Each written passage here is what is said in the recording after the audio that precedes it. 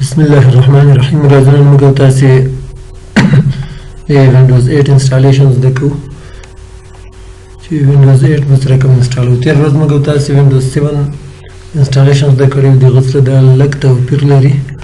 راځو انسټالیشن شروع کړو. وینډوز 8 انسټالیشن چې کله م سی ډي ور واچوله یا مثال تاسې له یو اس بي فلش ډرایو نه انسټالیشن کوئ، فرض کړئ یو اس بي مو راچولې ده، نو ډیل کمپیوټرونو کې چې کله تاسې F12 بټن ووایئ او ځینو نور کمپیوټرونو کې نورو کمپنیو والا یا ځینو کې F2 ځینو کې ډیلیټ او ځینو کې نورې بټنې وي، خو ډیل کمپیوټرونو کې F12 بټن هم چې کله ووایي دغه پلیز سلیکټ بوت ډیوایس د بوت ډیوایس تاسې له دې ځای نه انتخابولی شئ. که سی ډي دې ور راچولي سی ډي به انتخاب کړئ، او که یو اس بي فلش ډرایو دې ور راچولي یو اس بي به انتخاب کړئ او انټر بټن به ووایئ. د هغه نه وروسته به تا ته ډایرکټ دا سکرین راشي، یا به له دې نه مخکې په دې ځای کې یوه جمله لیکلې وي پریس any key to boot from CD or DVD. نو په هغه وخت کې به تاسې په کیبورډ نه یو بټن وایئ، د هغه نه وروسته بیا دغه سکرین درته راځي. او اکثره وخت دا غواړي هم نه، ځینو سیډیانو کې او ځینو کې غواړي هم. نو که وخته یې بټن به ووایئ او که نه یې غوښته ډایرکټ به دا سکرین درته راشي. دې نه پس به تاسو ته بیا راشي دغه سکرین، په دې کې به په دې بټن باندې کلیک کوئ، نیکسټ، او بیا به انسټال نو بټن باندې کلیک کوئ. د هغه نه وروسته تاسې نه د وینډوز اکټیویشن کوډ درنه غواړي، نو هغه که تاسې نه لرئ فعلا به یې نیکسټ کوئ، او بیا به دا چیک باکس فعال کوئ، نیکسټ به یې کوئ. او په دې سکرین کې به تاسې انسټال وینډوز اونلی ایډوانسډ کسټم به دې ځای کې انتخاب کړئ. بیا به تاسې ته راشي تاسې هارډ ډیسک ډرایو چې په دې کې به تاسې سی ډرایو که غواړئ د نورو ډرایوز کې معلومات ډیلیټ نه شي، نو تاسې به صرف سی ډرایو ډیلیټ کړئ.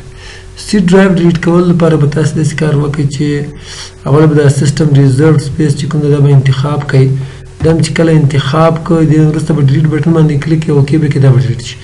نو سی ډرایو به تاسې څنګه پېژنئ؟ په تېره ویډیو کې مې هم درته ویلي، اول ډرایو اکثره وخت تقریبا 95% 90% داسې وي چې دغه اول ډرایو چې سایز یې په جی بي کې وي دا سی ډرایو وي، نو دا به انتخاب کړئ او دا به هم ډیلیټ کړئ. د هغه نه وروسته به بیا تاسې نیو باندې کلیک کړئ، دلته به ولیکي انالوکیټډ سپیس لکه څنګه چې دلته لیکلی ده، نو هغه به تاسې انتخاب کړئ او نیو باندې به کلیک کړئ او اپلای به یې کړئ، اوکې به یې کړئ.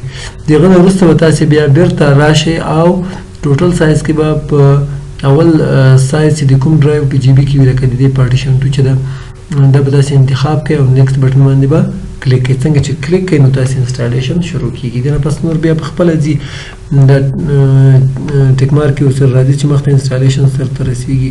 د هغه نه وروسته بیا تاسې ته چې کله هغه ټول سرته ورسېږي دغه سکرین درته راځي، دلته به د کمپیوټر ته نوم ولیکئ، به په خپله په اتومات ډول لیکلي او نیکسټ به یې کړئ. له دې نه وروسته د چې کوم دا اپډیټ یور پی سي اپډیټ نه فعلا کې تېر سئ، نیکسټ یې کوئ. که اپډیټ کول انټرنیټ هم لره اپډیټ کولی هم شئ. You can get new apps from the store with Microsoft Store هم شته، هغه نه هم تاسې پروګرامونه انسټالولی شئ ډایرکټ.